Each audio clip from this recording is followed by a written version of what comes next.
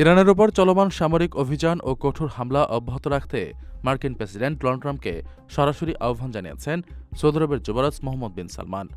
White হাউসের কর্মকর্তাদের বরাত দিয়ে সোমবার এক প্রতিবেদনে জানানো হয়েছে, ট্রাম্প বর্তমানে আরব নেতাদের সঙ্গে নিয়মিত যোগাযোগ রাখছেন এবং এই যোগাযোগের কেন্দ্রবিন্দুতে রয়েছেন সৌদি যুবরাজ। দীর্ঘ ১৭ দিন ধরে চলা এই সংঘাতের প্রেক্ষাপটে যুবরাজের অবস্থানকে অত্যন্ত তাৎপর্যপূর্ণ বলে মনে করছেন বিশ্লেষকরা। প্রতিবেদনে বলা হয়েছে, সৌদি যুবরাজ ট্রাম্পকে বিশেষভাবে সতর্ক করেছেন। তার মতে, যুক্তরাষ্ট্র যদি এই মুহূর্তে ইরানের বিরুদ্ধে চূড়ান্ত পদক্ষেপ নিতে ব্যর্থ হয়, তবে ভবিষ্যতে এর পরিণতি অত্যন্ত ভয়াবহ ও সুদূরপ্রসারী হতে পারে। সৌদি আরবের প্রয়াত রাজা আবদুল্লাহর একটি পুরনো পরামর্শের কথা স্মরণ করিয়ে দিয়ে যুবরাজ মোহাম্মদ বিন সালমান বলেন, শান্তি ফেরাতে হলে শত্রুর মূল উৎস বা নেতৃত্বকে পুরোপুরি নির্মূল করা জরুরি।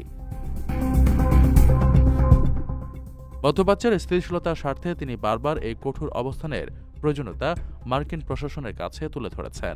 গত ২৮ ফেব্রুয়ারি থেকে ইরানে ইসরায়েল ও যুক্তরাষ্ট্র যৌথভাবে যে অভিযান শুরু করেছিল, আজ সোমবার পর্যন্ত তা টানা ১৭তম দিনে গড়িয়েছে।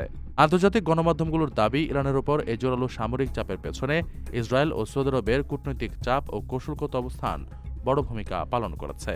এ আহ্বান মধ্যপ্রাচ্যের চলমান যুদ্ধকালীন পরিস্থিতিকে এক নতুন ও জটিল মোড় দিল বলে ধারণা করা হচ্ছে।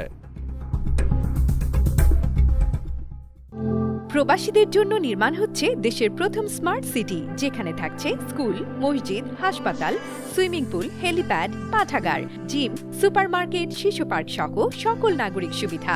মাত্র ৩০ লাখ টাকা বিনিয়োগে মিলছে আকর্ষণীয় ফ্ল্যাট। প্লাটিনাম ইনভেস্টরদের জন্য ঢাকা বিমানবন্দরে ভিআইপি প্রোটোকল সুবিধা। বিস্তারিত জানতে যোগাযোগ করুন স্ক্রিনে দেয়া হোয়াটসঅ্যাপ অথবা ইমো নাম্বারে।